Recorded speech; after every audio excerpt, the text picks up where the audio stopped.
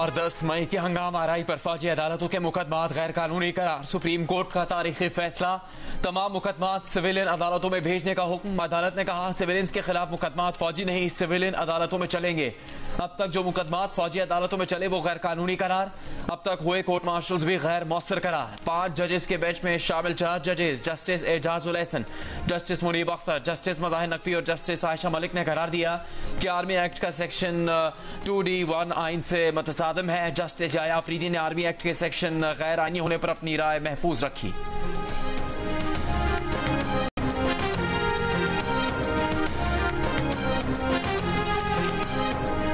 फौजी अदालतों में सिविलियंस के ट्रायल के खिलाफ दरखास्त गुजार एतजाज एहसन ने सुप्रीम कोर्ट का फैसला तारीखी करार दे दिया। कहा फैसला सुनहरे हरूफ में लिखा जाएगा। फैसला सारे निजाम को मुस्तहकम करेगा। 9 और 10 मई के मुल्जिमान के मुकदमात फौजी अदालतों में ट्रायल नहीं हो सकते।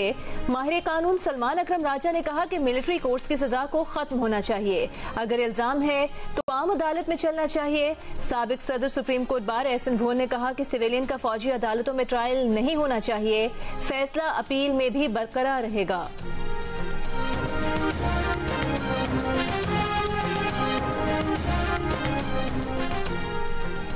अगर 90 दिन में इलेक्शन नहीं हुए तो आइन की खिलाफ वर्जी हो चुकी।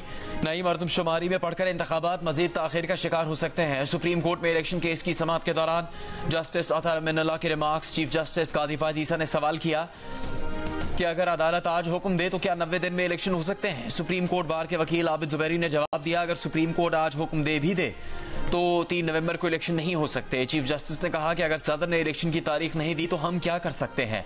क्या हम सदर मुमलिकत को तारीख न देने पर नोटिस दें। दरखास्त गुजार के वकील अनवर मंसूर ने कहा कि सदर मुमलिकत के खत के बाद तारीख देना इलेक्शन कमीशन का काम था। जस्टिस अतहर मिनल्लाह ने कहा कि जिसने आईनी जिम्मेदारी पूरी नहीं की नताइज का सामना करना चाहिए। चीफ जस्टिस ने कहा कि इलेक्शन कमीशन को बुलाएं या फिर सदर मुमलिकत को। सदर को तो हम बुला नहीं सकते। समाअत के बाद सुप्रीम कोर्ट ने इलेक्शन कमीशन और वफाकी हुकूमत को नोटिस जारी कर दिया कि इसकी मजीद समाअत 2 नवंबर तक मुलतवी।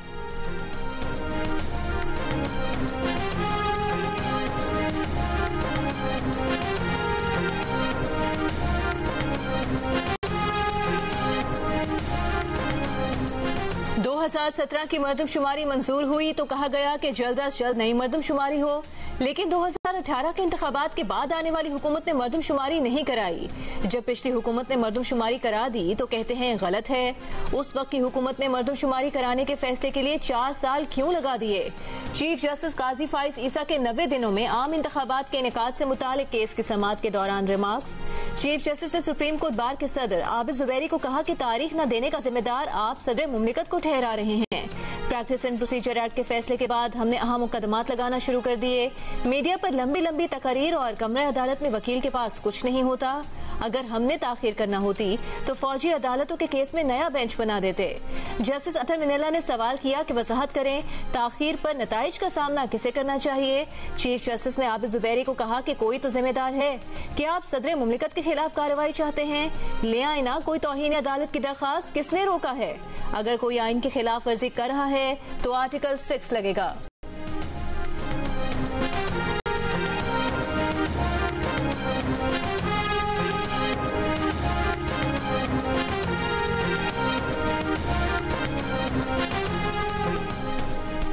नब्बे दिन में आम इंतखाबात के इनेकाद से मुतालिक सुप्रीम कोर्ट में केस की समाअत के दौरान चीफ जस्टिस ने सुप्रीम कोर्ट बार के सदर आबिद जुबैरी से सवाल किया कि क्या तहरीक इंसाफ और सुप्रीम कोर्ट बार की दरखास्त एक जैसी है। आबिद जुबैरी ने कहा जी बिल्कुल, दोनों दरखास्तों में यकसा मौक़िफ़ है। चीफ जस्टिस काजी फायद ईसा ने आबिद जुबैरी से सवाल किया कि आपने दरखास्त कब दायर की। आबिद जुबैरी ने जवाब दिया 16 अगस्त को दरखास्त दायर की जिसमें 90 दिनों में इंतखाबात का मुतालबा है। चीफ जस्टिस ने कहा कि ये अहम मामला है मगर उसी दिन दरखास्त पर नंबर कैसे लग गया। क्या आपने जल्द समाअत की दरखास्त दायर की थी।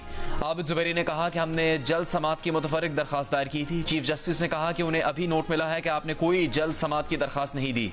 सुप्रीम कोर्ट बार के सदर को सुप्रीम कोर्ट में गलत बयानी नहीं करनी चाहिए।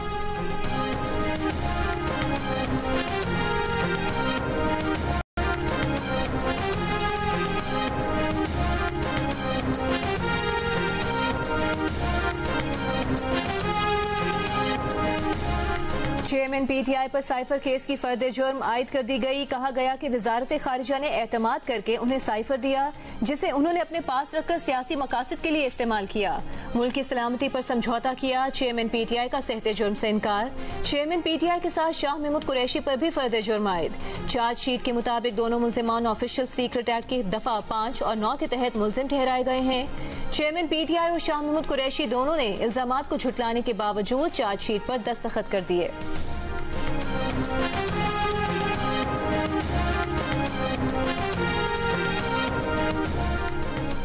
साइफर केस में चेयरमैन पीटीआई के खिलाफ चार्जशीट सामने आ गई। चार्जशीट के मुताबिक साबिक वजीर आजम ने बददियानती और बदनीयती से जानबूझकर साइफर तहवील में रखा। आजम खान को साइफर के मिनट्स अपने अंदाज से तैयार करने की हिदायत की। मुल्जिमान खुफिया दस्तावेजात की मालूमात से मुतालिक राबतों में मुलविस पाए गए। मुल्जिमान की साइफर टेलीग्राम पर बददियानती से रियासत को नुकसान पहुंचा। चार्जशीट में शाह महमूद कुरैशी भी नामजद। साबिक वजीर आजम और वजीर खारजा को मुजरिम करार देकर बाकायदा ट्रायल शुरू किया जाए।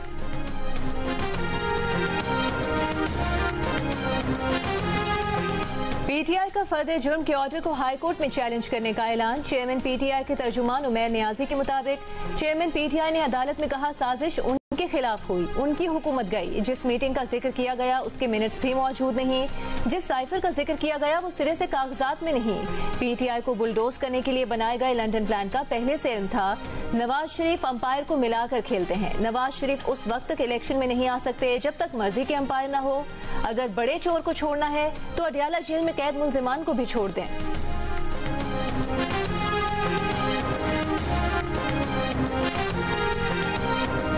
एक फ्रेज है अंग्रेजी में कि the road to hell is paved with the best intentions.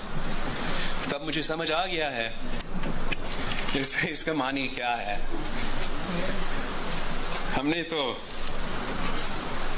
Parliament का जो अवाम का एतमाद है उसको बहाल करना था।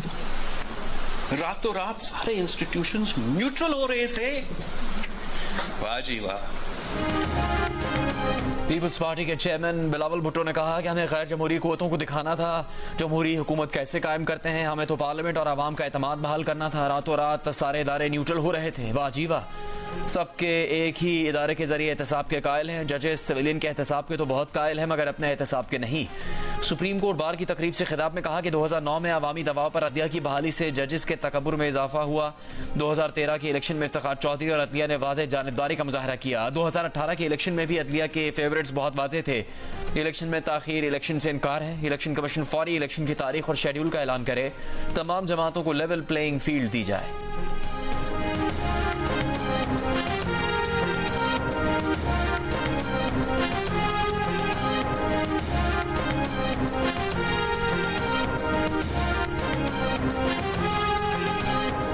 एवन फील्ड और अल अजीजिया रेफरेंस में सजा के खिलाफ नवाज शरीफ की अपीलें बहाल करने की दरखास्त पर समाअत कल होगी। इस्लामाबाद हाई कोर्ट का 2 रुकनी बेंच चीफ जस्टिस की सरबराही में समाअत करेगा। नवाज शरीफ ने सजा के खिलाफ अपीलें बहाल करने की दरखास्त आज दायर की थी।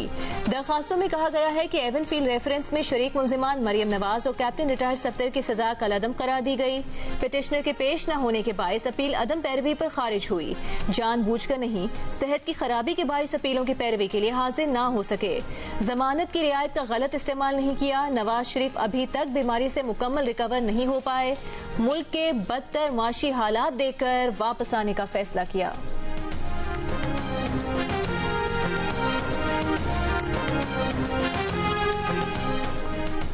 मुस्लिम लीग नून के कायद नवाज शरीफ लाहौर से मरी पहुंच गए। ज़ाती रिहाइशगाह पर सिक्योरिटी के पेश नज़र पुलिस भी तैनात। मरीम नवाज और परवेज रशीद भी नवाज शरीफ के हमरा हैं। जरा का कहना है कि मरीम आज मुस्लिम लीग नून के कायद की अहम मुलाकातें मुतवक्की थी। तहम तर्जुमान नून लीग मरीम औरंगजेब का कहना है कि नवाज शरीफ की मरी में कोई मुलाकातें नहीं। नवाज शरीफ को 21 अक्टूबर को तारीखी इस्तकबाल और मीनार पाकिस्तान पर एक नाकाबिले फरामोश इज्तिमा पर आवाम का शुक्रिया। बयान में कहा कि अल्लाह के फजल आपके जज्बे की तुफैल पाकिस्तान और आवाम फिर से बहरानों से निजात पाएंगे।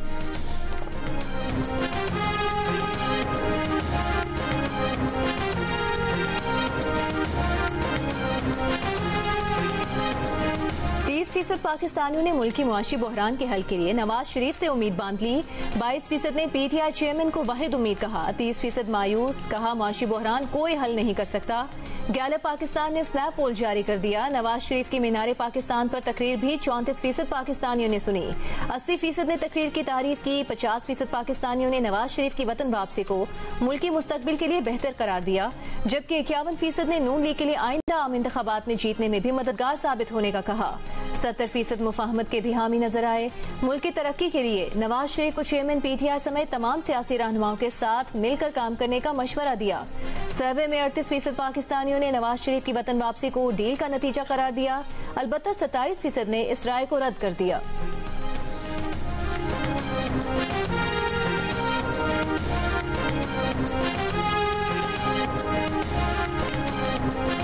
देखिए, लेवल प्लेइंग फील्ड को अगर कोई ये समझता है कि एक मखसूस जमात को जो कि बहुत सारे लोगों की प्रेफरेंस है, मुझे पता है, उनको जिताने के लिए माहौल बनाया जाए तो फिर लेवल प्लेइंग फील्ड होगा, तो फिर इसका तो मैं कुछ नहीं कर सकता। एक नॉर्मल डेटाबेस प्रोसीजर को इस तरह पेश करना कि जी लेवल प्लेइंग फील्ड नहीं है। 2018 में लेवल प्लेइंग फील्ड याद है? वो याद है जब वहाँ पर वो कोई एक महाज बना था, साउथ जुनूब ऐसे, याद है? निगरान वज़ीर आज़म अनवर उल हक काकड़ ने कहा है कि नवाज शरीफ का एयरपोर्ट पर बायोमेट्रिक को लेवल प्लेइंग फील्ड से जोड़ दिया जाए तो इसका कुछ नहीं कर सकते। क्या 2018 की लेवल प्लेइंग फील्ड याद है? 1.5-2 माह में निगरान हुकूमत ऐसा क्या कर सकती है कि किसी एक जमात को सादा अक्सरियत दिलवा दे? प्रेस कॉन्फ्रेंस में अनवर उल हक काकड़ ने कहा कि वो नहीं चाहते कि कोई भी सियासी कुव्वत इलेक्शन के अमल से बाहर हो। हाँ, अगर इस पर अदालती पाबंदी हो तो इसका कुछ नहीं कर सकते। ये निज़ाम का हिस्सा है। गहमा गहमी शुरू हो गई है। लगता है कि इलेक्शन की तारीख का जल्द ऐलान हो जाएगा।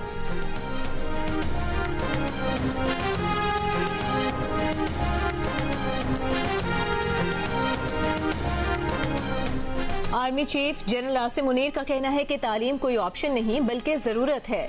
National university of science and technology के सालाना कॉन्वोकेशन से बतौर मेहमान खुसूसी खिताब करते हुए army chief general Asim Munir ने कहा कि तलबा की जिंदगी में आज का दिन एक नए बाब का आगाज है। तलबा पर जिम्मेदारी है कि वो मुल्क को दरपेश चैलेंजेस का जायजा लें और अपनी जहानत का भरपूर इस्तेमाल करके उनका हल निकालें। आर्मी चीफ ने ग्रेजुएट्स को मुबारकबाद दी और नुमाया पोजीशन हासिल करने वालों को मेडल से नवाजा।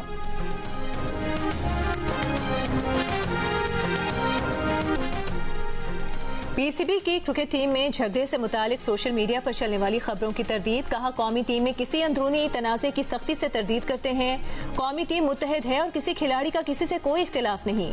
मीडिया में मखसूस हिस्सा ऐसी खबरें फैला रहा है। ऐसी खबरें फैलाने के बजाय अपनी सहाफती जिम्मेदारियों को समझें। गैर कानूनी मुकीम अफगान शहरियों को बेदखल करने के लिए वफाकी काबीना ने 1 नवंबर से फॉरेन एक्ट के तहत बेदखली ऑर्डर जारी करने की मंजूरी दे दी। ज़राए के मुताबिक फॉरेन एक्ट के तहत अफगान शहरियों की गिरफ्तारी, हिरासत और बेदखली की जा सकेगी। गाजा के अल-अली अस्पताल पर मिसाइल हमले के बाद इसराइल की मजीद अस्पतालों पर बमबारी की धमकी, अस्पताल खाली करने की वार्निंग। आलमी इदारा सेहत का इसराइली हुक्म पर नजरसानी का मुतालिबा। तर्जुमान WHO का कहना है कि गाजा के तमाम अस्पतालों को खाली करना तकरीबन नामुमकिन है। बहुत से मरीज वेंटिलेटर्स और नौज़ायदा बच्चे इंक्यूबेटर्स में हैं। गुज़िश्ता रात अल-कुद्स अस्पताल के सिर्फ 100 मीटर फासले पर 10 फजाई हमले हुए। अल-शिफा अस्पताल के इर्द गिर्द भी हमले। गाजा पर इसराइली हमलों में शहीद फलस्तीनियों की तादाद 5000 से ज्यादा हो गई। 830 बच्चों समेत 1500 अफराद लापता।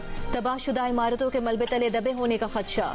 इसराइली वज़ीर दिफा ने खबरदार किया है कि गजा की पट्टी पर मुतवक्के ज़मीनी हमले 3 माह तक जारी रह सकते हैं। अगर हमास तहरीक को खत्म कर दिया तो ये हमला आखिरी होगा।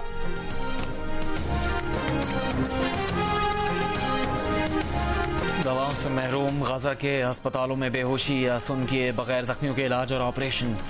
टांग की सर्जरी के दौरान एक बच्चा कुरान पाक की तिलावत करता रहा। 16 रोज से जारी बमबारी के बावजूद फलस्तीनियों का हौसला काबिल दीद। गाजा के अस्पताल लाई जाने वाली बच्ची के जिस्म पर बारूद के असरात नुमाया। हमले ने तवज्जो बटाई तो बच्ची मुस्कुरा दी।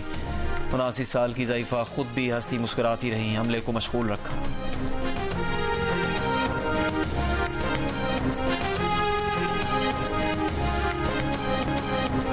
जियो न्यूज की लेबनान इसराइल सरहद से जंग की कवरेज जारी। लेबनान इसराइल बॉर्डर पर 2 बड़े धमाके सुने गए। हेलीकॉप्टर्स की भी गैर मामूली परवाजें। गजा के इलाके खान यूनिस में मखदूश मकानात पर इसराइली बमबारी, शहादतों का खदशा। गजा पर इसराइली हमलों से अवाम को लम्हा बलम्हा आगाह रखने के लिए जियो न्यूज के नुमाइंदे तारिक अबुल हसन और अली इमरान सैयद लेबनान इसराइल सरहद पर मौजूद।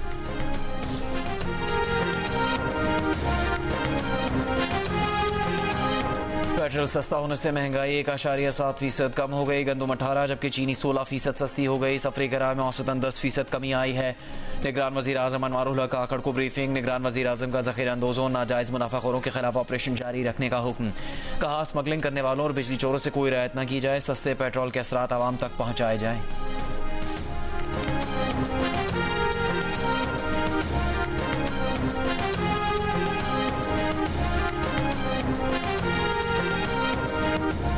अदालती अहकामात के बाद वर्जिश के लिए खुसूसी साइकिल अडियाला जेल में कैद चेयरमैन पीटीआई को मिल गई। जज अबुल हसनात जुल्करनैन के कमरा अदालत में चेयरमैन पीटीआई के वकील खालिद यूसुफ ने कहा कि आपका बहुत शुक्रिया। जज अबुल हसनात ने रिमार्क्स देते हुए कहा कि चलें शुक्र है। चेयरमैन पीटीआई को साइकिल जेल में पहुंचा दी गई। खुसूसी अदालत ने चेयरमैन पीटीआई की बहनों को कल जेल में मुलाकात की भी इजाजत दे दी। शाह महमूद कुरैशी की चारपाई फराहम करने की इस्तदा भी अदालत ने मंजूर कर ली।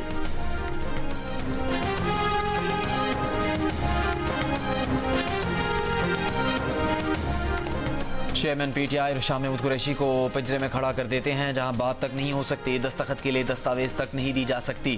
चेयरमैन पीटीआई को जेल में सहूलतों की फरहमी और वकला से मुलाकात से मुतालिक इंट्रा कोर्ट अपील में वकील शेर अफजल मरवत की शिकायत। जस्टिस गुल हसन औरंगजेब ने कहा चेयरमैन पीटीआई के साथ ये बदसलूकी क्यों की जा रही है, ये तो फिर फेयर ट्रायल का तासुर नहीं आ रहा। जस्टिस गुल हसन ने कहा कि एक शख्स पर 189 मुकदमा दर्ज होने की कोई मिसाल नहीं मिलती। मुलजिम को कानून या रूल्स के तहत कोई सहूलत मिलनी है तो मिलनी चाहिए। चाहते हैं जेल सुपरिटेंडेंट हालात के मुताबिक सवाबदीदी इख्तियारात का इस्तेमाल खुद करें। अदालत का जेल सुपरिटेंडेंट को सवाबदीदी इख्तियारात के तहत फैसला करके रिपोर्ट पेश करने का हुक्म।